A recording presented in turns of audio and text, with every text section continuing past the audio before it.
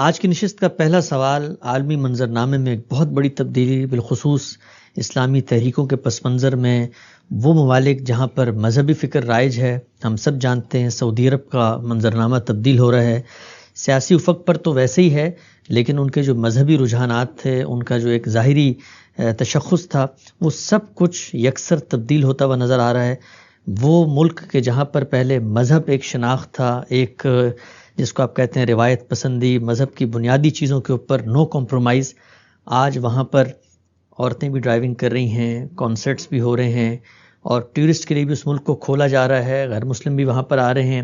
مغربی کلچر، مغربی سماج کے اثرات، پورا کا پورا ملک لگتا ہے کہ ایک طریقے سے تہذیبی شفٹ کی طرف جا رہا ہے۔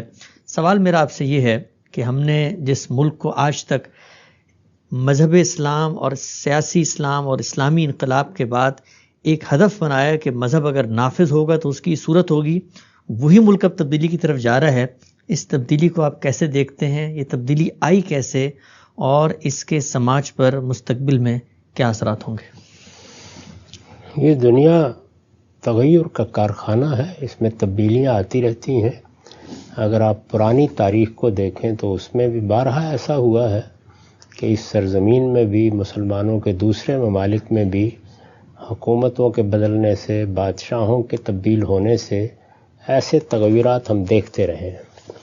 اس وجہ سے تغیرات تو ہوتے ہیں، وہ جہاں کہیں بھی حکومتیں قائم ہوتی ہیں یا کوئی تبدیلی آتی ہے، وہاں ایک نئے تغیر کی بنیاد بھی پڑ جاتی ہے۔ انسانی فطرت ہی ایسے واقع ہوئی ہے کہ اس کو آپ ایک ہی نہج پر نہیں رکھ سکتے۔ اس میں اگر کوئی استبدادی نظم بھی قائم کرتے ہیں تو ہم نے روس میں دیکھا، اس کا نتیجہ کیا ہوا، چین میں بھی دیکھ رہے ہیں۔ کتنی دیر تک آپ لوگوں کے اوپر کوئی چیز بالجبر نافذ کر سکتے ہیں، اس کے زیادہ لمبے اثرات نہیں ہوتے۔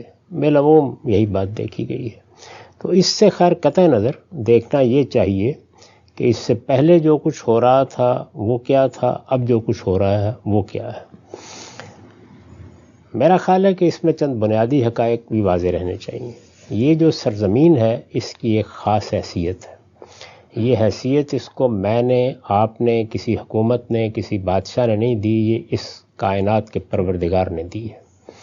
ہمیں اللہ تعالیٰ نے یہ بتایا ہے کہ یہ سرزمین ہے جس میں اس کے آخری پیغمبر کی بعثت ہوئی، اور اس کا انتخاب اسی وقت نہیں ہوا بلکہ اس سے بھی ہزاروں سال پہلے ابراہیم علیہ السلام کے ذریعے سے کر لیا گیا تھا۔ یہی سرزمین ہے جس میں اللہ تعالیٰ کا گھر بنایا گیا، بیت اللہ تعمیر کیا گیا، مسجد حرام تعمیر کی گئی، جس کی حیثیت توحید کے عالمی مرکز کی ہے۔ ساری دنیا میں جب تک یہ دنیا قائم ہے، لوگ اسی گھر کی طرف رجوع کریں گے، یہی سب کا قبلہ ہوگا، اسی کے حج کے لیے جائیں گے، اسی کے عمرے کے لیے جائیں گے۔ گویا ذات خداوندی کا جو تصور ہمارے ذہن میں قائم ہوتا ہے، وہ تو کوئی جسمانی چیز نہیں ہے، وہ کوئی زمان و مکان کے اندر تصور کرنے کی ہستی نہیں ہے، لیکن زمین کے اوپر ایک پیکر محسوس کی حیثیت اسی بیت اللہ کو حاصل ہے۔ یعنی یہ گویا ہماری عبادت گاہ ہے، ہمارا معبد ہے، مسجد ہے، جیسے کہ عبادت گاہیں قائم کی جاتی ہیں، لیکن اس کی حیثیت سب مسجدوں کے لیے گویا ایک ماں کی ہے۔ یہی وہ مسجد ہے کہ جس کی سیدنا ابراہیم علیہ السلام کے ذریعے سے تعمیر ہوئی، جس میں سیدنا اسماعیل علیہ السلام کو تولیت دی گئی، وہ یہاں آباد ہوئے۔ تو اس کی بڑی غیر معمولی حیثیت ہے، اس کا انتخاب کیا ہے اللہ تعالیٰ نے۔ اب انتخاب کیا ہے تو یہ بات بھی اس کے ساتھ واضح کر دی ہے کہ اس میں اللہ ہی کا دین ہمیشہ رہے گا۔ رسالت باب صلی اللہ علیہ وسلم کی بعثت کے مقاصد میں ایک بڑا مقصد قرآن میں یہ بیان ہوا ہے کہ ان لوگوں نے جن کے ذمے اس کی تولیت تھی، اس کو وہی حضرت مسیح کی تعبیر چوروں کا بٹ بنا دیا ہے۔ وہ توحید کے مرکز میں بت لا کے رکھنے کے مجرم ہیں۔ انہوں نے یہاں پر شرک کی روایتیں قائم کر دی ہیں۔ صرف یہی نہیں بلکہ مشرکانہ توہمات کو مذہب بنا کے رائج کر دیا ہے، اور اسی طریقے سے اور بہت سے جرائم میں جن کا ارتکاب کرتے ہیں۔ چنانچہ یہ فرمایا گیا کہ اس گھر کی تطہیر سب سے پہلے ہے، اور اس کی پوری تاریخ سنائی گئی قرآن مجید میں. اس کے ساتھ ہدایت کی گئی کہ جب ہم نے ابراہیم سے یہ کہا تھا کہ اس گھر کو تعمیر کرو تو اس وقت بھی یہ ہدایت کی تھی کہ اس پہ نماز کا اہتمام ہوگا، اس کو طواف کے لیے، اعتکاف کے لیے، حج کے لیے، عمرے کے لیے بالکل پاکیزہ رکھا جائے گا. اس کے ساتھ یہ پوری کی پوری سرزمین کے بارے میں بھی بیان کر دیا کہ جس طرح ایک زمانے میں ہم نے فلسطین کا انتخاب کیا تھا، اسی طرح یہ سرزمین بھی منتخب کر لی گئی ہے. اور اب یکون الدین کلہ للہ، اب اس میں دین اللہ ہی کا ہوگا، اس کے سوا کوئی دین یہاں نہیں ہو سکتا. رسالت مآب صلی اللہ علیہ وسلم کے ذریعے سے یہ مقصد حاصل کیا گیا. اور قرآن مجید کی سورہ توبہ میں یہ بتا دیا گیا کہ یہاں مشرکین میں سے اب کوئی شخص نہ زندہ رہے گا، نہ مشرکین کبھی یہاں آ کر اس گھر کی زیارت کر سکیں گے. اس کی تولیت بھی ان سے چھین لی گئی ہے. اور اہل کتاب بھی اگر یہاں پر جو اب موجود ہیں وہ رہنا چاہیں تو ان کو محکوم ہو کر جزیہ دے کر رہنا ہوگا. یہ بتا دیا گیا. اس طرح گویا اعلان کر دیا گیا کہ یہ وہ سرزمین ہے جس میں دین حق ہی کا غلبہ ہوگا.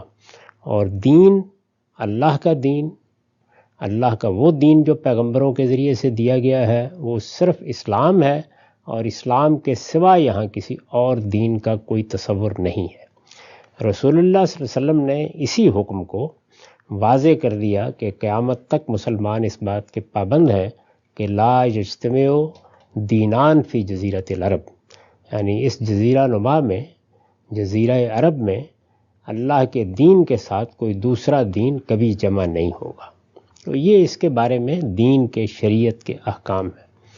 جو لوگ بھی وہاں بستے ہیں ان کے لیے کوئی راستہ اس کے سوا نہیں ہے کہ وہ اللہ کے دین کو مانتے ہیں، اس کے پیروں ہیں، اس کی ہدایات کی پابندی کرنے کے لیے تیار ہیں، تو یہ ان کی سرزمین ہے، وہ وہاں رہیں.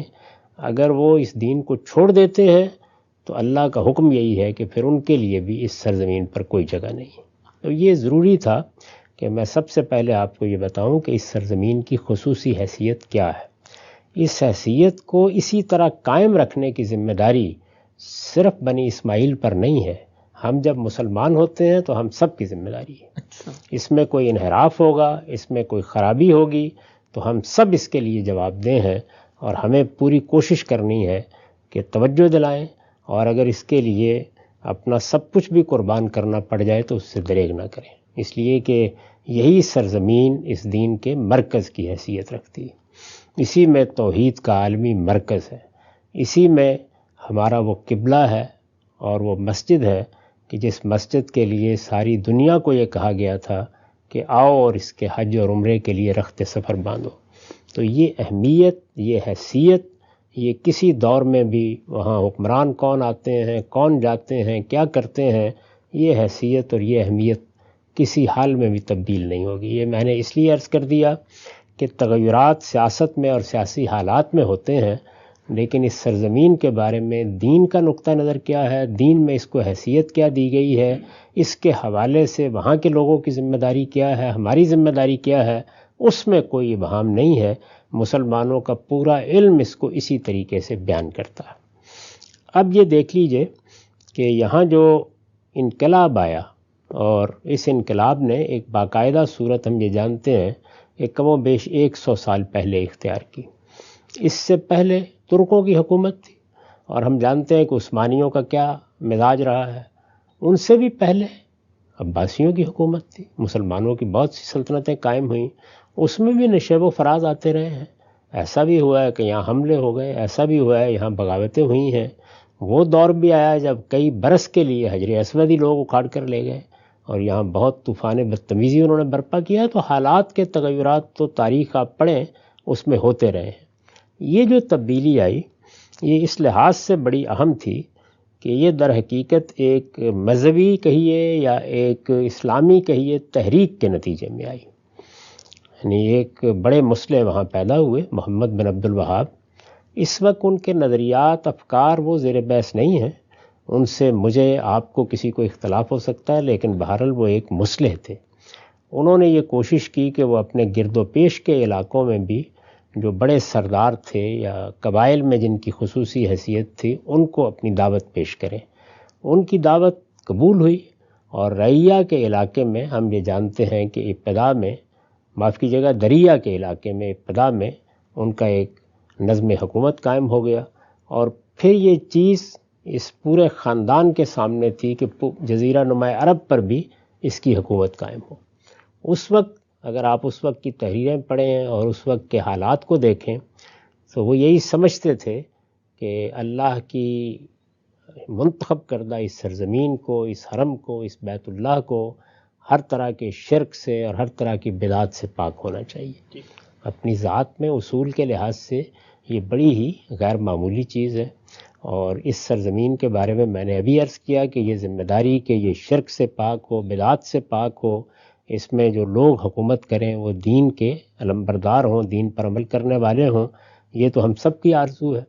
تو اس وجہ سے مسلمانوں کے ہاں بھی لوگوں نے یہ محسوس کیا کہ یہ ایک اچھی تبدیلی ہے جو آ رہی ہے۔ اس سے پہلے بھی ظاہر ہے کہ عثمانیوں کے جو گورنر وہاں کام کر رہے تھے وہ بھی کوئی ایسا نہیں کہ دین سے بیگانہ تھے، تاہم بعض چیزیں ایسی تھیں جن پر اعتراض کیا جا سکتا ہے، اور یہ کہا جا سکتا ہے کہ شرک کے معاملے میں، توحید کے معاملے میں، بدعت کے معاملے میں ہمارے ہاں جو بہت سے صوفیانہ مراسم داخل ہو گئے ہیں، ان کے معاملے میں اس طرح کا تطہیر کا ذوق ان کا نہیں تھا۔ تو یہ لوگ آئے اور انہوں نے آ کے یہ حکومت قائم کر لی۔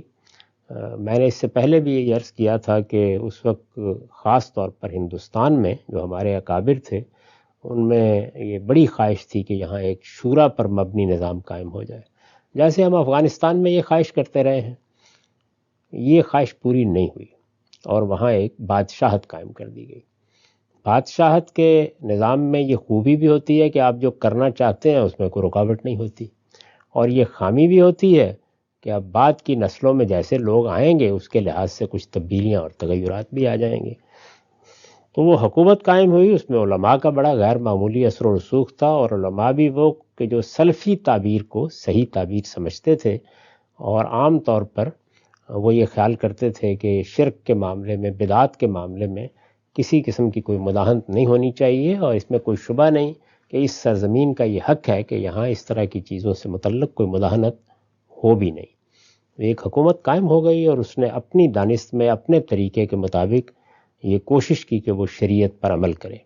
شریعت کے معاملے میں جو ایک غلطی ہو رہی ہے اور بدقسمتی سے ہو رہی ہے وہ یہ ہے کہ یہ خیال کیا جاتا ہے کہ جب کوئی حکومت قائم ہو جائے تو اس کا یہ حق ہے کہ وہ شریعت کے ہر حکم کو لوگوں پر نافذ کر دے، جس کو نفاذ شریعت کہا جاتا ہے۔ یہ اپنی ذات میں ایک غلط نقطہ نظر ہے۔ شریعت نے بہت واضح طریقے پر یہ تقسیم کر دی ہے کہ وہ احکام جو فرد سے متعلق ہیں وہ فرد ہی کی ثوابدید پر رہیں گے۔ فرد کو آپ تلقین کریں گے، نصیحت کریں گے، توجہ دلائیں گے۔ اس مقصد کے لیے اللہ تعالیٰ کے دین میں جمعے کے ممبر کو حکمرانوں کے لیے خاص کر دیا گیا ہے۔ یعنی توجہ دلانے کا کام تو ظاہر ہے معاشرہ بھی کرتا ہے، والدین بھی کرتے ہیں، پہلی نسل بھی کرتی ہے، آپ کے اساتذہ بھی کرتے ہیں، نظام تعلیم کے ذریعے سے بھی لوگوں کی اصلاح کی جاتی ہے، اسی طرح علماء بھی اپنی تعلیم تذکیر سے یہی خدمت انجام دیتے ہیں۔ لیکن اس سے بھی آگے بڑھ کے اگر مسلمانوں کی کوئی حکومت قائم ہے تو اس کے لیے یہ ممبر خاص کر دیے گئے ہیں، جمعہ کا ممبر، عیدین کا ممبر، کہ وہ اس پر لوگوں کو توجہ دلائیں۔ انفرادی معاملات میں یعنی وہ احکام جو فرد کو دیے گئے ہیں، دین کے احکام، ان سب کے بارے میں خواہ وہ معروف ہے خواہ وہ منکر ہے، کوئی بھی چیز ہے، ان کے بارے میں نصیحت کرنا، تلقین کرنا، یہ میرا بھی حق ہے، آپ کا بھی حق ہے، والدین کا بھی حق ہے، اعزہ کا بھی حق ہے، معاشرے کا بھی حق ہے، اسی طرح مسلمانوں کی حکومت کا بھی حق ہے۔ اور یہ ممبر اسی لیے خاص کیا گیا ہے کہ وہ خود آئیں اور نصیحت کریں، اور اگر وہ خود نہیں آنے کی پوزیشن میں تو اپنے نمائندے بھیجیں تاکہ وہ آ کے اس ممبر پر کھڑے ہوں، اور جس طرح کے خلفائے راشدین نے روایت قائم کی تھی لوگوں کی اصلاح بھی کریں، اور جو کچھ بھی دین ان کے نزدیک ہے وہ استدلال کے ساتھ اس کو پیش کریں، لوگ اس کو قبول کریں نہ کریں یہ ان کا کام ہے، لیکن نصیحت کرنا اور توجہ دلانا یہ ان کا کام ہے۔ تو انفرادی معاملات میں لوگوں پر کسی چیز کا نفاذ کرنا یا جو وہ احکام جو فرد سے متعلق ہیں، یہ حقیقت میں حکومت کی جورسڈکشن ہی نہیں ہے۔ تاہم یہی رویہ وہاں اختیار کیا گیا، یہی رویہ ایران میں ذرا نسبتاً کم درجے میں اختیار کیا گیا، یہی رویہ ہے کہ جو افغانستان میں پہلے بھی اختیار کیا گیا اور اب بھی خیال یہی ہے کہ اختیار کیا جائے گا. تو میرے نزدیک یہ ایک بڑی بنیادی غلطی ہے، اس کی اصلاح ہونی چاہیے. یعنی ایک تو وہی بات جس کی خواہش ہندوستان کے اکابر نے کی تھی کہ کاش وہاں امرہم شورا بینہم کے اصول پر ایک جمہوری نظم قائم ہوتا، وہ نہیں قائم ہو سکا. اور اسی کی آرزو ایران میں بھی تھی، اسی کی آرزو افغانستان میں بھی ہے. اور دوسرے یہ کہ یہ لوگ جو بھی ہیں بہت نیک نیت ہوں گے، صالح ہوں گے، اللہ کے دین سے محبت رکھنے والے ہوں گے، لیکن انہیں معلوم ہونا چاہیے کہ افراد پر دین کے نفاذ کی ذمہ داری یہ خدا نے ان کو نہیں دی، اور یہ اگر وہ کریں گے تو اپنے حدود سے تجاوز کریں گے. پہلی بات یہ دین میں جو طریقہ اختیار کیا گیا ہے وہ یہ ہے کہ جو احکام معاشرے کو دیے گئے ہیں، اور جو احکام معاشرے کو اس لیے دیے گئے ہیں کہ معاشرہ بحیثیت معاشرہ اس پر عمل کرے، وہ احکام ہیں جو حکومت سے متعلق ہیں. اور حکومت سے متعلق احکام پر عمل کرنا یہ حکمرانوں کی ذمہ داری ہے. اللہ تعالیٰ نے جیسے میں نے ابھی عرض کیا کہ جمعہ کا اہتمام، نماز کا اہتمام، ٹیکس کی بجائے زکوٰۃ کا نفاذ، اسی طرح سے اگر کوئی جہاد و قتال کسی وقت ظلم کے خلاف کرنا ہے تو اس کو منظم کرنا، اس کے لیے مسلمانوں کو لے کر نکلنا، دعوت کی رکاوٹیں دور کرنا، بہت سی چیزیں ہیں. ان کی میں نے ایک پوری فہرست یہ آپ جانتے ہیں کہ اپنی کتاب مقامات میں بیان کر دی ہے. تو ان احکام پر حکومت کو عمل کرنا چاہیے. یہ غلطی ہوئی، یہ ایک ایکسٹریم تھی، یعنی ایک انتہا تھی. اب اس کے بعد دنیا تبدیل ہوئی ہے. وہ لوگ جو اس وقت نظم حکومت چلا رہے تھے ان پر علماء کا بہت اثر تھا، اور وہ ان کی ہدایات کو قبول بھی کرتے تھے، اس دعوے کے ساتھ آئے تھے کہ وہ تو اصل میں ایک اصلاحی تحریک کے نمائندے ہیں. تو ایک لمبا عرصہ مل گیا جس میں یہی صورتحال رہی، اور اس انتہا کو وہاں تک پہنچا دیا گیا کہ جہاں عورتیں بند کر دی گئیں. ان کے لیے اگر وہ ڈرائیونگ بھی کرنا چاہتی ہیں تو اس کے لیے بھی کوئی راستہ کھلا نہیں ہے. بہت سی پابندیاں ایسی لگا دی گئیں جن کا تعلق اصل میں فرد کے انتخاب سے تھا. تو وہاں یہ غلطی ہوئی، اور ایک ایسی انتہا وجود میں آئی کہ جس انتہا کا لازمی رد عمل ہونا تھا، دیر سے ہو سویر ہو. اگر کوئی جمہوری نظام ہوتا تو بڑی جلدی ہو جاتا، لیکن چونکہ بادشاہت تھی، آپ بول نہیں سکتے، بات نہیں کر سکتے. لوگ اگر کوئی آواز نکالتے بھی تھے تو کہیں باہر جا کے نکالتے تھے. تو اس وجہ سے کم و بیش ایک صدی کا عرصہ آپ کو مل گیا. میں یہ محسوس کرتا ہوں کہ اب وہاں پر وہ نیا طبقہ پڑھ لکھ کے آ گیا ہے. خود شاہی خاندان میں ہزاروں کی تعداد میں وہ لوگ ہیں کہ جو ہو سکتا ہے کہ دین کے معاملے میں اتنے واضح نہ رہے ہوں. ان کا وہ پس منظر بھی نہیں ہے. انہوں نے جدید تعلیم پائی ہے، تو جدید تعلیم اپنے ساتھ بہرحال اور بھی بہت کچھ لے کے آتی ہے، وہ بھی لے کے آ گئے ہوں گے. تو اس طرح ایک بڑی طاقت فراہم ہو گئی ہے اس نقطہ نظر کے مخالفین کو. تو اگر تو اس اعتدال پر یہ قائم ہو کہ شخصی معاملات کے معاملے میں مداخلت ختم کریں، اور دین کے وہ احکام جو معاشرے کو دیے گئے ہیں، حکومت کو دیے گئے ہیں، ان کا اہتمام رکھیں. اس سرزمین میں اسلامی کے ماننے والے آباد ہوں گے، باقی لوگوں کے جانے میں کوئی رکاوٹ نہیں ہے. وہ عمرے کو دیکھیں، حج کو دیکھیں، حج کرنا چاہیں کریں جا کے، کسی پر کوئی رکاوٹ نہیں ہے. اسی طرح عارضی خدمات کے لیے لوگ جا سکتے ہیں، رسول اللہ کے زمانے میں بھی جاتے تھے، لیکن مستقل قیام کی یہاں پر کسی شخص کو بھی اجازت نہیں دی جا سکتی، نہ دوسرے معبد تعمیر کیے جا سکتے ہیں. یہ احکام ہے اس کے بارے میں. حکومتیں وہاں ہوں یا حکومتیں اس سے باہر ہوں، ہر حال میں ان کو اللہ کی شریعت پر عمل کرنا چاہیے. اور انفرادی معاملات میں تلقین، نصیحت، یہ رویہ اگر ابتدائی میں اختیار کیا جاتا، یہی ایران میں اختیار کیا جاتا، یہی اس وقت افغانستان میں اختیار کیا جائے، تو آپ پائیدار اور مستقل اسلامی حکومتیں قائم کر سکتے ہیں، اور وہ لوگوں کے لیے رحمت بن جائیں گی. لیکن اگر ایک انتہا اختیار کریں گے تو پھر رد عمل میں دوسری انتہا بھی لازماً سامنے آئے گی. میرا احساس یہ ہے کہ وہ آ رہی ہے، اور میں دعا کرتا ہوں کہ وہ اعتدال پر چلی جائے. یعنی وہی بات کہ انفرادی معاملات میں لوگوں کو وہ آزادی ملے جو اللہ نے ان کو دی ہے، اس میں حکومت جبر کا طریقہ چھوڑ دے اور ہر جگہ چھوڑ دے. اور وہ معاملات جو حکومت سے متعلق ہیں ان میں شریعت کی پابندی بھی ہو، اس کے احکام کی پیروی بھی ہو، اور اسی اخلاص کے ساتھ ہو جو اس سے پہلے ہم دیکھتے رہے ہیں، یا جب ابتدا ہوئی تھی اس وقت دیکھتے تھے، اور اس کے بعد بھی ایسے حکمران رہے ہیں جیسے شاہ فیصل تھے، یا بعض اور لوگ تھے، یا شاہ عبداللہ تھے، کہ ان کے زمانے میں یہ محسوس ہوتا تھا کہ اسلام کے ساتھ ایک سچے تعلق کی بنیاد پر حکومت کا نظم چلانے کی کوشش کی جا رہی ہے. یہ نہیں کہ ان کے سارے اقدامات درست ہوتے تھے، لیکن بحیثیت مجموعی وہ جذبہ، وہ تعلق جو ایک مسلمان میں ہونا چاہیے وہ نظر آتا تھا. تو اس وقت بھی دعا یہی کرنی چاہیے کہ ایک اعتدال اور توازن کا رویہ ہو. اور میں نے عرض کر دیا کہ اعتدال اور توازن میرے نزدیک کوئی لفظ نہیں ہے کہ آپ طے کریں گے. اس میں دین نے واضح طور پر بتا دیا ہے کہ انفرادی معاملات میں تلقین اور نصیحت، اور اجتماعی معاملات میں دین کے احکام پر حکمرانوں کو بھی، ارباب حل وقت کو بھی، ہر ایک کو عمل کرنا ہے. یہ تو عمومی بات ہے.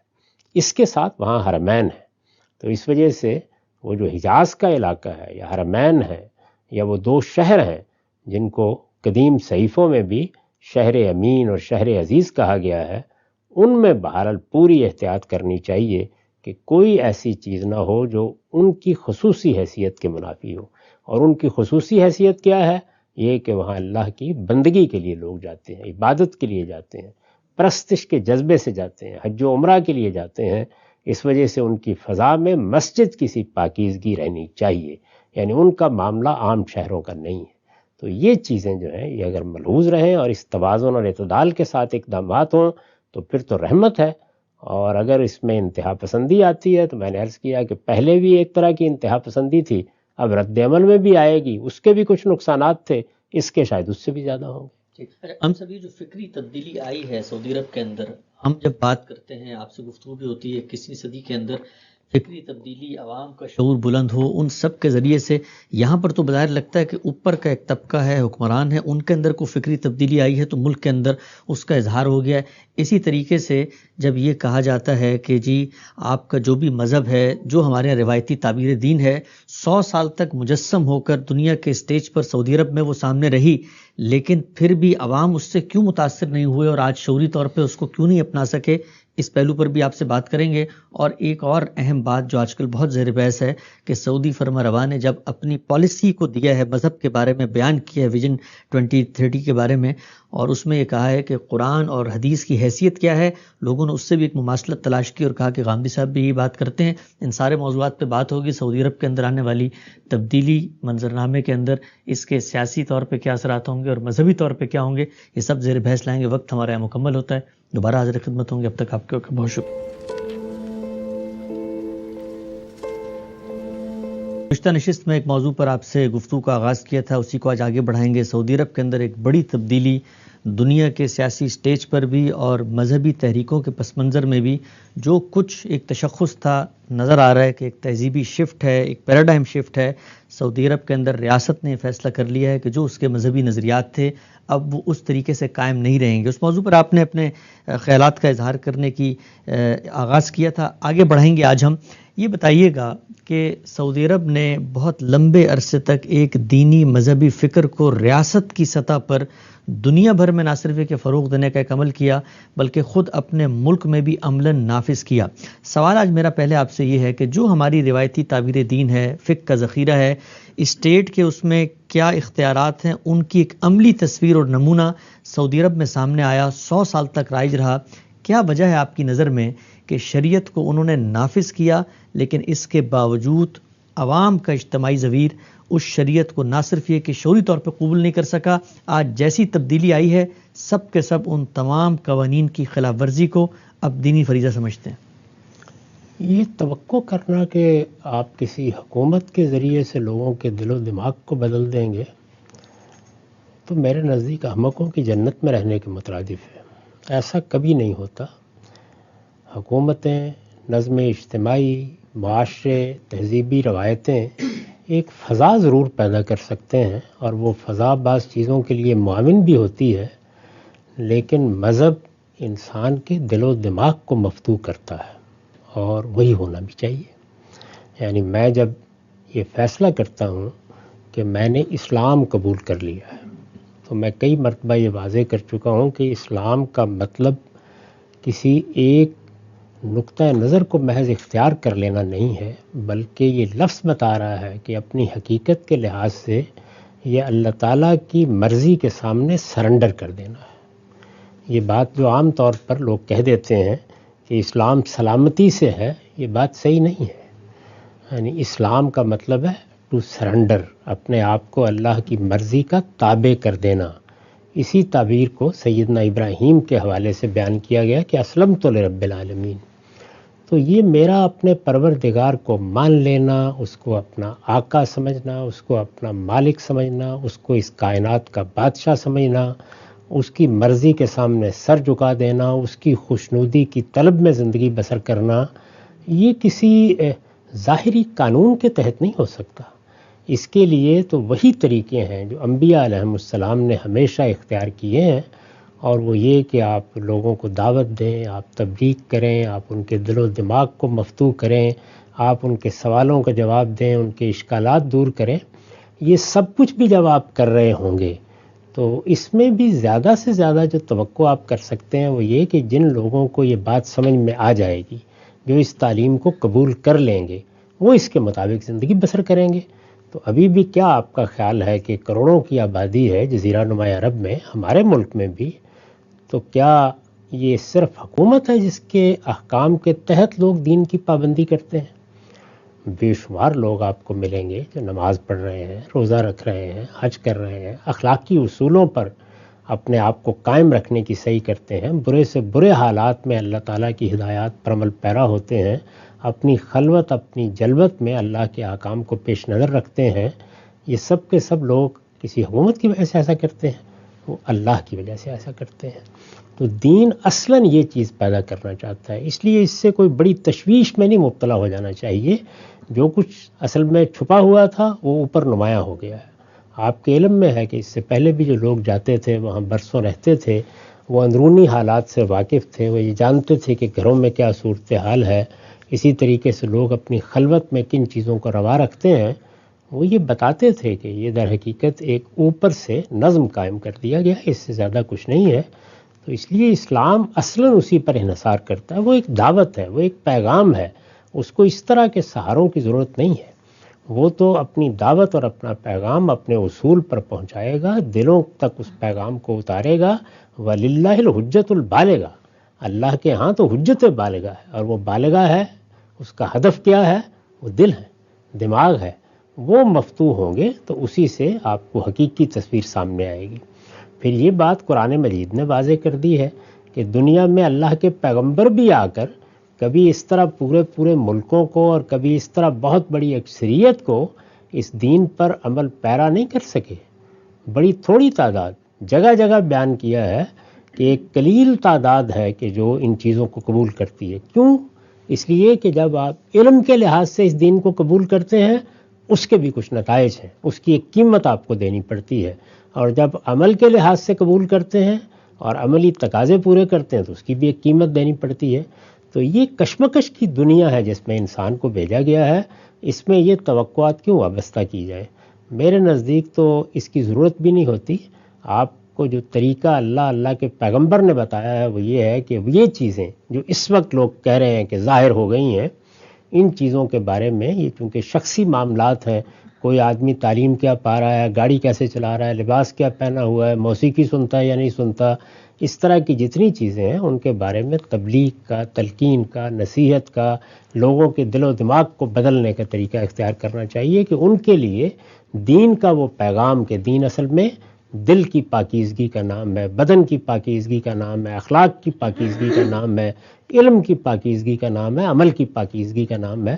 تو پاکیزگی کی، پیوریفیکیشن کی دعوت یہ برپا رہنی چاہیے. اسی لیے جو بندوبست اسلام میں کیا گیا وہ یہ تھا کہ حکومتیں جمعے کے ممبر پر آ کر ہر ہفتے، یعنی ہفتے میں ایک دن، لوگوں کو یہ تلقین کریں، نصیحت کریں. آپ دیکھیں قرآن مجید میں جہاں جمعے کا ذکر ہے تو وہاں فَسَوْا إِلَىٰ ذِكْرِ اللَّهِ، اللہ کی یاد دہانی کی طرف لوگ پڑھیں، آئیں، تو اللہ کو یاد کیا جائے، یاد کرایا جائے. یہ طریقہ ہے. حکومت کی طاقت تو استعمال کرنی چاہیے ان چیزوں کے بارے میں، اور یہی حق بھی ہے حکومت کا. وہ چیزیں کہ جن کا تعلق یا کسی کی حق تلفی سے ہے اس کے ازالے کے لیے آپ قانون کی طاقت استعمال کرتے ہیں، یا لوگوں کو کسی شخص کی تعدی سے، ظلم سے بچانے کے لیے جان مال آبرو کے خلاف کوئی فساد نہ برپا کیا جائے اور لوگ اپنے اختیار کے سوء استعمال سے لوگوں کا جینا نہ برباد کر دیں، اس کے لیے استعمال کیا جاتا ہے. اور ان چیزوں کے معاملے میں کوئی تبدیلی نہیں کی گئی، اب بھی وہی صورتحال ہے. ٹھیک. اچھا، ہم سے بھی بتائیے گا کہ ہمارے ہاں جو مذہبی علماء ہیں وہ اس چیز کو آئیڈیلائز کرتے ہیں کہ اگر ریاست کی سطح پہ ہماری مذہبی فکر کو فروغ حاصل ہو جائے تو پھر ہر جگہ پر وہی دینی تعبیر رائج بھی ہو جائے گی، اور جس طریقے سے علماء چاہتے ہیں لوگ جس مذہبی فکر کو قبول کریں اسی کا نام لیا جائے گا۔ ایک مثال کو رکھ کے سعودی عرب کی ہم اگر سمجھنا چاہیں آپ سے کہ ایک خاص نقطہ نظر کا فروغ ہوا ریاست کی سطح پہ، اور ہم نے دیکھا عالمی سطح پہ اس نقطہ نظر کا فروغ ہوا، لیکن ایک بندہ ہے، ایک شخص ہے، اس کا ذہن اگر تبدیل ہوتا ہے تو وہ سب کا سب ریورس ہونا شروع ہو جاتا ہے۔ تو اسٹریٹجی کے لحاظ سے ہمارے مذہبی علماء جو گلیمرائز کرتے ہیں، آئیڈیلائز کرتے ہیں کہ ایک بندہ اوپر آ کے ذرا اس پوری فکر کو اگر اون کر لے تو سب کچھ تبدیل ہو جائے گا، یہ عمل کے میدان میں کتنی کارگر رہی یہ بات؟ دیکھیے، عملی لحاظ سے بہت کارگر رہی اور ہمیشہ ہی کارگر رہتی ہے۔ یہ ہم جانتے ہیں کہ سیاسی غلبہ جب بھی کسی فکر کو ہوتا ہے تو اس کے اثرات بہت دور رس ہوتے ہیں۔ اس وقت جو مغربی فکر ہے وہ اگرچہ اپنے اندر بڑے محاسن بھی رکھتی ہے، لیکن اس کے عیوب بھی چھپے رہتے ہیں، اس لیے کہ اس کو عالمی سطح پر ایک غلبہ حاصل ہے۔ تو یہ چیز تو کسی ریاست کی سطح پر ہو، کسی قوم کی سطح پر ہو یا عالمی سطح پر ہو، اپنے اثرات رکھتی ہے۔ لوگوں میں بڑے تھوڑے لوگ ہیں کہ جو علم کی بنیاد پر، عقل کی بنیاد پر، استدلال کی بنیاد پر چیزوں کو قبول کرتے ہیں۔ زیادہ تر لوگوں کے ہاں یہ چیزیں مؤثر ہوتی ہیں۔ یہ آپ جانتے ہیں کہ خود ہماری تاریخ میں یہی ہوا ہے، یعنی جب غلبہ قائم ہو گیا بڑے پیمانے پر تو اس کے اثرات یہ عراق میں، شام میں کس طرح سے نمودار ہوئے۔ یہ سارے علاقے کوئی مسلمانوں کے علاقے نہیں تھے، یہاں ماننے والے لوگ مسلمان نہیں تھے، ان کی زبان بدل گئی، ان کی تہذیب بدل گئی، بہت سی چیزیں بدلیں۔ خود ہندوستان میں بھی یہ اثرات ہوئے اور دنیا کی دوسری جگہوں پر بھی ہوئے۔ یعنی ان اثرات کے معاملے میں تو دو رائے نہیں ہو سکتی۔ اصل سوال یہ ہے کہ اسلام کیا ان اثرات کو اس طرح استعمال کرنا چاہتا ہے؟ نہیں، اس کے حدود اس نے مقرر کیے ہیں، اور وہ حدود یہ ہیں کہ بہت سی چیزیں جو لوگوں کے شخصی معاملات سے متعلق ہیں ان میں تبلیغ اور تلقین کا رویہ اختیار کیا جائے۔ اس سے زیادہ کا کوئی حق قرآن مجید میں، کسی حدیث میں، کسی حکومت کو نہیں دیا گیا۔ یہ انسانی آزادی کی ضرورت ہے، اور یہ وہ چیز ہے کہ جس کا ملحوظ اگر نہ رکھا جائے تو اس سے اللہ تعالیٰ کی اسکیم میں خرابی پیدا ہوتی ہے۔ اور وہ چیزیں کہ جن کا تعلق لوگوں کے حقوق سے ہے یا جن کا تعلق لوگوں کی جان مال آبرو کی حفاظت سے ہے، ان میں اس طاقت کو استعمال کیا جائے تو اس کا یہ توازن ہے جو صحیح جگہ آپ کو پہنچاتا ہے۔ آپ کسی ایک چیز کی طرف عدم توازن اختیار کر لیں گے تو بظاہر اس کے اثرات آپ کو غیر معمولی نظر آئیں گے، لیکن اس کی حقیقت وہ نہیں ہوگی اور اس سے وہ مقصد بھی پورا نہیں ہوگا۔ تو جس طرح یہ بات کہ کوئی آدمی یہ تقریر کرنا شروع کر دے کہ لوگ خود ہی اپنی حفاظت کر لیں گے، اپنے حقوق کی پاسداری کے لیے وہ تبلیغ تلقین کر لیں گے، وہ مجرموں کے معاملے میں یہی رویہ ٹھیک ہے کہ ان کو نفسیات کے کلینک میں بھیج دیا جائے، وہاں ان کی اصلاح ہو جائے گی، تو یہ ایک غیر متوازن رویہ ہوگا، یہ انسانی نفسیات کے خلاف ہوگا۔ اس طرح سے کوئی ریاست، کوئی نظام نہیں چل سکتا۔ اس طرح کی اگر کوئی آپ حکومت قائم کریں یا ایسا معاشرہ قائم کریں کہ جو ان چیزوں کے معاملے میں بھی حساس نہ ہو جن کا میں نے ذکر کیا، یعنی حق تلفی کا ازالہ، لوگوں کی جان مال آبرو کے خلاف زیادتی کا ازالہ، تو آپ دیکھیں گے کہ پھر انارکی پیدا ہو جائے گی، طوائف الملوکی کی فضا ہوگی، لوگ مجرموں کے حوالے ہو کر رہ جائیں گے، کوئی کسی کی سننے کے لیے تیار نہیں ہوگا۔ تو یہ ایک غیر متوازن رویہ ہوگا، یہ ایک انتہا ہوگی۔ دوسری انتہا یہ ہے کہ ایک حکومت اوپر آئے اور وہ یہ دیکھے کہ اس کا نظریہ کیا ہے، اس کا فکر کیا ہے، اس کی دینی تعبیر کیا ہے، اور وہ تمام لوگوں کو بزور اس کا پابند بنانا شروع کر دے۔ تو اس سے کیا ہوگا؟ اس سے یہ ہوگا کہ وقتی طور پر تو آپ ایک چیز کو حاصل کر لیں گے، لیکن اندر ہی اندر لاوا پکتا رہے گا، اور اس سے لوگوں کی حریت، لوگوں کی آزادی، اس پر بھی قدغن آئے گی۔ اس سے جو فطری محاسن انسان کے اندر پیدا ہونے چاہیے اور جس طرح کی ایک فضا کے اندر لوگوں کو مختلف افکار کو سننا چاہیے اور ان کا ذہنی ارتقاء جاری رہنا چاہیے، اس کا بھی خاتمہ ہو جائے گا۔ اسی طرح کا تجربہ ہے نا یہ ایک دوسرے فکر کے معاملے میں جو مذہب پر مبنی نہیں ہے، چین میں اور روس میں کیا گیا اور اب بھی کیا جا رہا ہے بہت سی جگہوں پر۔ تو یہ دونوں تجربات دو انتہائیں ہیں، دونوں سے اللہ کی پناہ مانگنی چاہیے۔ اسلام نے جو چیز ہمیں سکھائی ہے وہ یہ کہ آپ ان چیزوں کے معاملے میں تو صرف تبلیغ، تلقین اور نصیحت کا راستہ اختیار کریں گے جو شخصی معاملات سے متعلق ہیں، اور وہ چیزیں جن میں دوسروں کے حقوق تلف ہو رہے ہیں یا دوسروں کے خلاف کوئی اقدام ہو رہا ہے، ظلم ہو رہا ہے، تعدی ہو رہی ہے، ان میں آپ قانون کی طاقت استعمال کریں گے۔ میں نے اس سے پہلے بھی ایک موضوع پر گفتگو کرتے ہوئے عرض کیا تھا کہ یہ توازن اگر کوئی سکھا سکتا ہے تو وہ اللہ کی کتاب ہی سکھا سکتی ہے، اور جو لوگ بغیر ہدم والا کتاب منیر زندگی بسر کرتے ہیں اور فیصلے کرتے ہیں، ان کے ہاں یہ دونوں انتہائی وجود میں آ جاتی ہیں، یعنی یا وہ انتہا یا وہ انتہا۔ یہ فلسفہ بھی ہمیں بتایا گیا کہ ایک کلاس لیس سوسائٹی وجود میں آ جائے گی، لوگ اپنی فطرت کے بالکل خلاف ان چیزوں سے دستبردار ہو جائیں گے، اور یہ زمانہ زیادہ دور نہیں ہے، بس کچھ فضا پیدا کرنے کی ضرورت ہے اور کچھ معاشی تعلقات کو تبدیل کرنے کی ضرورت ہے۔ لیکن اب تاریخ خود بو چڑھا رہی ہے کہ ان میں سے کوئی چیز نہیں ہو سکتی۔ وقتی طور پر تو یہ تصویر دکھا دی گئی تھی، یعنی اگر آپ فیض احمد فیض صاحب کی کتاب پڑھیں مہو سال آشنائی، اور دیکھیں کہ اس میں کس جنت کی وہ تصویر ہمیں دکھاتے ہیں، تو اس میں تو لگتا ہے کہ انسان کا خواب پورا ہو گیا ہے، لیکن جب وہ آہنی پردے اتار دیے گئے تو حقیقت بالکل سامنے آ گئی۔ تو اس کا مطلب یہ ہے کہ اللہ کی کتاب ہے جو اللہ کی اسکیم کے مطابق، انسان کی فطرت کے مطابق، وہ فطرت جو خدا نے بنائی ہے، جس کو خود کہا ہے کہ فطرت اللہ التی فطر الناس علیہا، یہ صرف اللہ کی کتاب ہے جو وہ توازن پیدا کر سکتی ہے، یہ انسان کے بس کی چیز نہیں۔ وہ اصل میں ہمیشہ دو انتہاؤں کے درمیان رہتا ہے۔ تو جس طریقے سے ایک فلسفہ وجود میں آیا پچھلی صدی میں، اور اس فلسفے کی بنیاد پر دو بڑی حکومتیں قائم ہوئی، بلکہ ایک سپر پاور قائم ہو گئی دنیا میں، اتنی طاقت حاصل ہوئی، تو اس فلسفے کی بنیادیں عدم توازن پر قائم کی گئی تھی، اس میں انسانی فطرت کے خلاف اقدامات کیے گئے تھے، اس فلسفے کو بالآخر شکست کھانی پڑی، اور 60-70 سال کے بعد اس کا طلسم ختم ہو گیا۔ بالکل اسی طرح کی صورتحال مذہبی بنیاد پر جو ریاستیں آپ قائم کریں گے ان میں بھی ہوگی۔ اندر جب لوگ پیدا ہو جائیں گے، نئی نسلیں ہوں گی، وہ تعلیم حاصل کریں گی، اپنے خاص پس منظر سے نکلیں گی، ان کے ہاں حریت ہوگی، آزادی ہوگی، وہ چیزوں کے بارے میں رائے قائم کریں گی، اسی طرح کی بغاوت سامنے آئے گی جس طرح کی اب آپ دیکھ رہے ہیں۔ تو اس لیے وہ راستہ کیوں نہ اختیار کیا جائے جو اللہ اللہ کے پیغمبر نے بتایا ہے، اس میں آپ صدیوں تک سوسائٹی کو ایک طریقے پر رکھ سکتے ہیں۔ انحرافات ہوں گے، یہ سب چیزیں ہوں گی، لیکن آپ نے جو طریقہ اللہ تعالیٰ اللہ کے پیغمبر نے ایک سنت کے طور پر قائم کیا ہے، اس کو پیش نظر رکھا تو آپ کو کبھی اس طرح کے حادثوں سے دوچار نہیں ہونا پڑے گا۔ ٹھیک ہے، ہم سب آگے بڑھاتے ہیں اس موضوع کو۔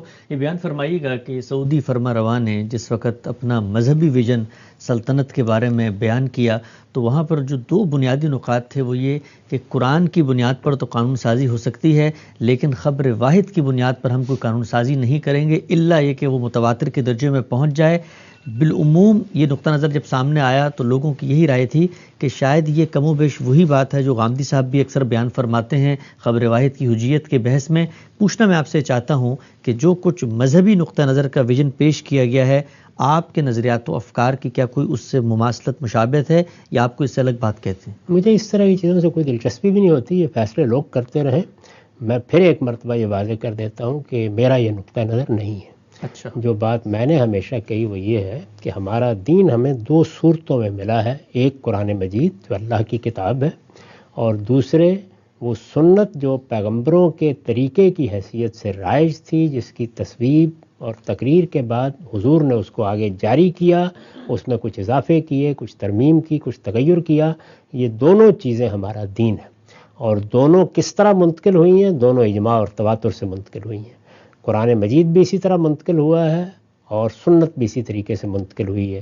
اس کے لیے ہم نہ کسی کی تحقیق کے محتاج تھے، نہ کسی ائمہ رجال کی جماعت کے محتاج تھے، نہ کسی بخاری اور مسلم کے محتاج تھے۔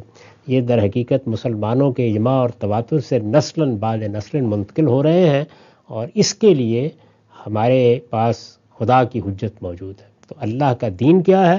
قرآن اور سنت، یہ دونوں چیزیں بالکل متعین ہیں، پورا دین انہی میں ہے، انہی کو بنیاد بنا کر آپ پورے دین کو سمجھتے ہیں، ان کو بیان کرتے ہیں۔ جہاں تک احادیث کا تعلق ہے، وہ رسالت مآب صلی اللہ علیہ وسلم کی تاریخ ہے۔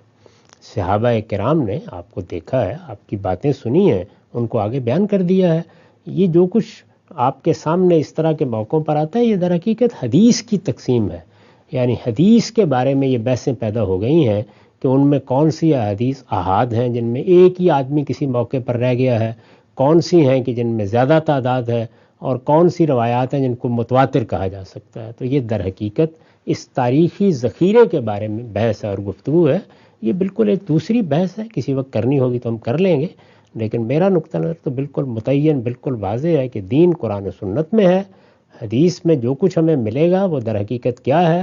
وہ تفہیم و تبین ہوگی، وہ رسالت مآب صلی اللہ علیہ وسلم کے اسوے کا بیان ہوگا، وہ آپ کی سیرت ہوگی، وہ آپ کے سوانح ہوں گے، اور ان چیزوں کے لیے حدیث ہی سب سے بڑا ماخذ ہے، ہم اس کی طرف رجوع کریں گے۔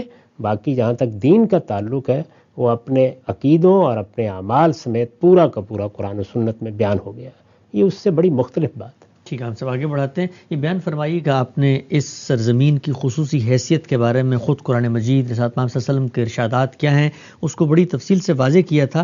سوال یہ ہے کہ یہ جو کچھ اس وقت مملکت کے اندر ہوتا ہوا نظر آ رہا ہے، کانسرٹ ہو رہے ہیں، رقص اور موسیقی کے جس کو آپ کہتے ہیں انعقاد کیا جا رہا ہے ایونٹس کا، اسی طریقے سے انٹرنیشنل سیلیبریٹیز آ رہی ہیں، وہی کچھ ہو رہا ہے جو عام ممالک کے اندر عام طریقے پر لوگوں کی انٹرٹینمنٹ کے لیے کیا جاتا ہے۔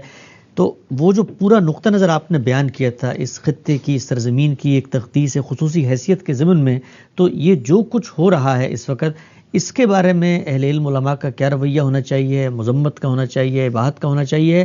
وہ جو خاص حساسیت ہے سرزمین کی، کیا اس میں اس کو گوارا کیا جا سکتا ہے، یا یہ صرف حرمین کے لیے ہے، باقی باہر مملکت کے اندر جو کچھ چاہیں کریں؟ اس کی میں نے وضاحت کر دی تھی اس سے پچھلی نشست میں کہ ایک تو حرمین ہے، یا آپ یہ کہیے کہ مکہ اور مدینہ ہے، ان دونوں شہروں کی نوعیت پھر اس سرزمین میں بھی بڑی خاص ہے۔ یعنی یہ دونوں شہر تو اصل میں اس پوری کائنات میں خدا کے دین کے مرکز کی حیثیت رکھتے ہیں۔ یہ ان دو مسجدوں کے شہر ہیں، وہ بھی مسجد حرام ہے، اصل میں وہ بھی ایک مسجد ہے جو حضرت ابراہیم نے بنائی۔ آپ کہہ سکتے ہیں کہ دین کا جو دوسرا دور نبوت کا شروع ہوا ہے، سب سے بڑا دور کہا جا سکتا ہے، اور سب سے نمایاں اس کی پہلی شخصیت سیدنا ابراہیم تھے، تو انہوں نے بنائی، اور دوسری مسجد خدا کے آخری پیغمبر نے بنائی، اس پر گویا نبوت کا خاتمہ ہو گیا۔ تو ان شہروں کو تو اصل میں اسی طرح دین کے شہر رہنا چاہیے، اپنی فضا کے لحاظ سے، اپنے ماحول کے لحاظ سے، اپنی ترغیبات کے لحاظ سے۔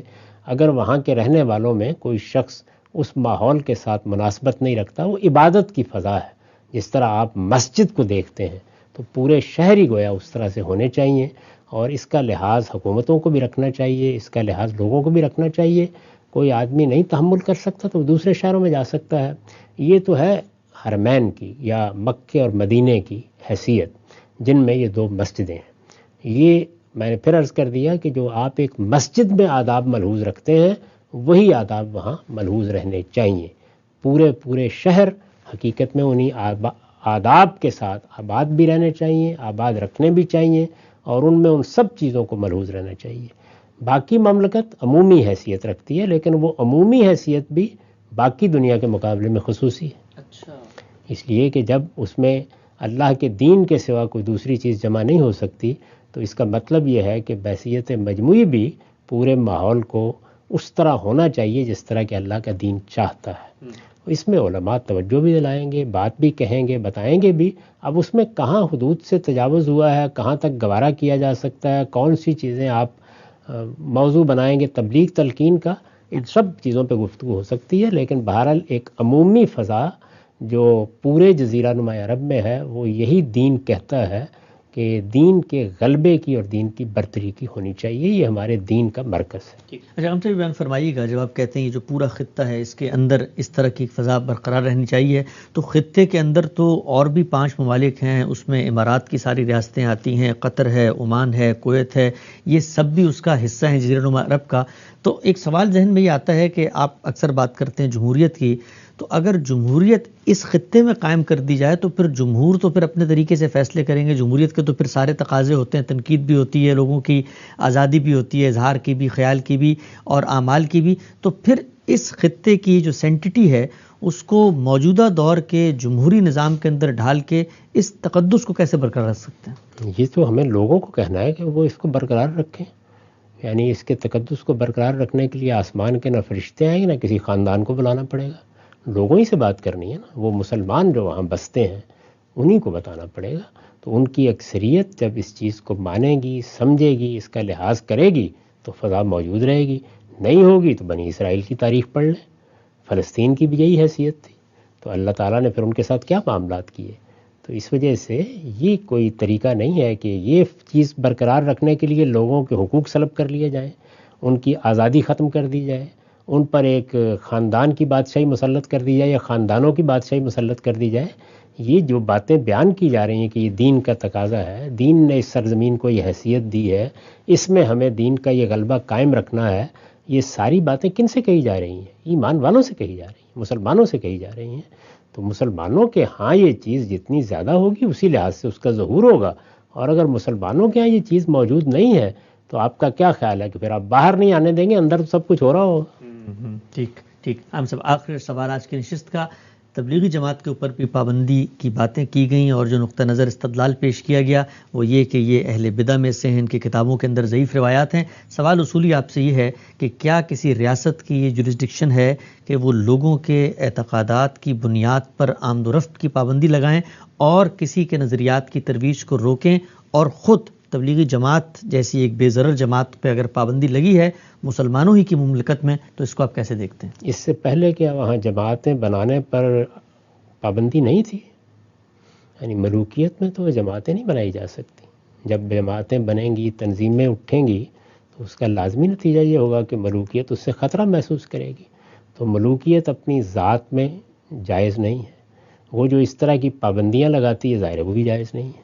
تو ہمارے دین میں کسی کے فکر پر، کسی کے نقطہ نظر پر کوئی پابندی عائد نہیں کی جا سکتی، البتہ یہ کہ آپ کسی بدعت کے بارے میں، شرک کے بارے میں لوگوں کو متنبہ کریں یا حکومت جمعے کے خطبے میں ان حقائق کو واضح کریں، یہ ہر حکومت کا حق ہے، لیکن یہ تبلیغ سے ہوگا، تلقین سے ہوگا، نصیحت سے ہوگا، پابندی کا کوئی سوال نہیں ہے۔ وہاں یہ نہیں ہے کہ پابندی اب لگائی گئی ہے، پابندی تو وہاں ہمیشہ سے رہی ہے۔ میں 1987 میں پہلی مرتبہ حج کے لیے گیا تھا، اس وقت بھی مجھ پر واضح تھا کہ وہاں جماعت اسلامی کے لوگ، تبلیغی جماعت کے لوگ کام کرتے تھے، اور جس طرح کے احباب جمع ہو جائیں یا لفظ احباب استعمال کر لیا، باقاعدہ طریقے پر جماعت بندی یہ کبھی بھی وہاں جائز نہیں رہی۔ میرا خیال ہے کہ جو بات بیان کی جا رہی ہے وہ ٹھیک بیان نہیں کی جا رہی۔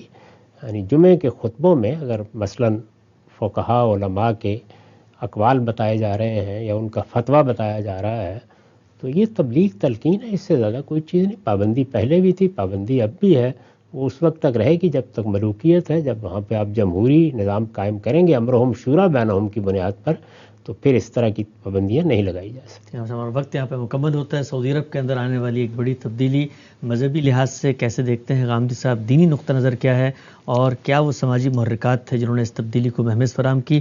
دوبارہ حاضر خدمت ہوں گے غام صاحب، تک آپ کے وقت کا بہت شکریہ۔